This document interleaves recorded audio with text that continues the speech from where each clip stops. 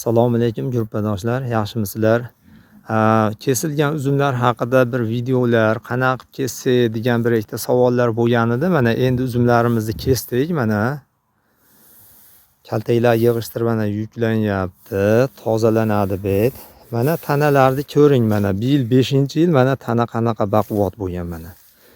Endi bundan mana liderni necha metrga qo'yilgan lider 5 yillik tanaga mana kamida aşağı qarab mana manekkacha o'zi 3 metrga yetib kelgan. Ba'dan yana 1 metr lider qo'shib qo'ydik mana. Bu degani mana qarang mana. Uje bu yil mana shu tana mana shu yergacha lider olib bu yildan keyin bu uzum mana shu to'ldirib meva qilar. Bu yil ham o'zi shuni mevalari tashlaydi baqa, xudo xolasa. Bu asosiysi oziq olib keladigan kanal mana shu bo'ladi, Qorazang. Qorazangni ko'pgina uzun qo'ygan saringiz, qancha uzun qo'ygan saringiz, shu semirib mana shu yerdan hamma oziqani olib keladi. Endi biz mana bilgan bo'lsalar mana uzun kaltaklar uzun qo'ydirganman. Buni sababi nima? Bularda har bitta orasidan mana sug'diyonlarki mana pindigi orasi yaqin.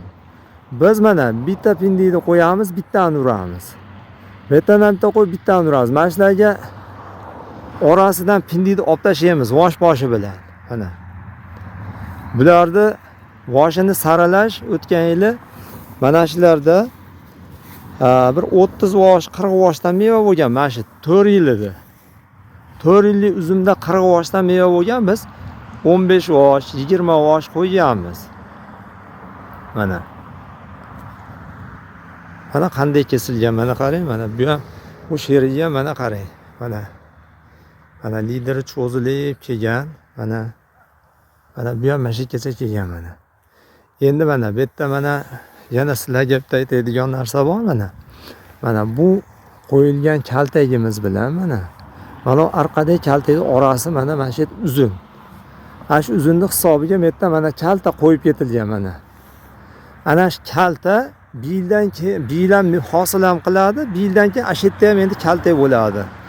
Mana shunaqa kaltak yo'q joylardan bir qarich qo'yib ketiladi. Mana qarang qanaqa kesilgan. Shunday bilmaydigan odam ham baylab qo'yaveradigan darajada mana. Ne tarqatib turib mana bu tomonga mana bunday oladi, orasini ochib baylab ketaveradi mana. Bil 5-yil shu uzumlar. Ana. Ana hammasi zang bir xil cho'zganda haligi bitta katta, bitta kichkina anaqa pola portishmas. Shu 5-yilgi uzumni kerak zangini qo'yilgan. Bulardan mana endi mana zang metda to'xtagan qora zang. Endi mana liderga yana qo'yilgan mana. Ana shunday qilib oxiri mana shu tok oxirigacha zang shu yerda to'xtaydigan bo'ladi mana. Mana o'simda oxirgi zangimiz shu yerda to'xtaydi. Keyin kaltak mana shu yerdan shag'iga kelgan kaltaklarni qisqartirib turamiz shu yerdan zangni. Keyin bitta ma'lumot bor. Mana bir xil odam shu zangni uzun qo'yadi.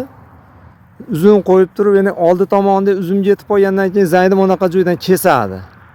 Biroz joydan bunday kesadi-da, anolar bo'ladi menga deydi.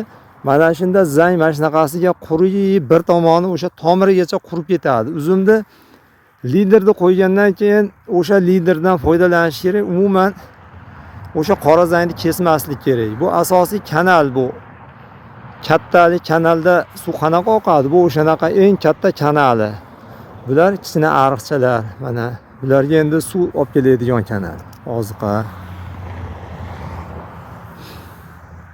Mana endi uzumni bog'latib, xudo xolasa sug'oramiz mana. Sog' bo'yla, ishlaringga rivoj.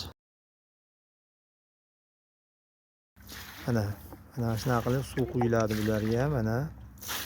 Shunday chappa qilib tergandan keyin mana chappa qilib uchini pastga, ko'tin tepaga qildik. Endi suv sepib yaxshilab suv sepiladi. Mana shundaycha mana endi shunaqa mana ustiga mana 20 sm, 15 sm turpoq tashaladi mana. Hozir bu betdan ag'iga 25 mingtadancha oshig'i bilan ko'mib qo'ydik.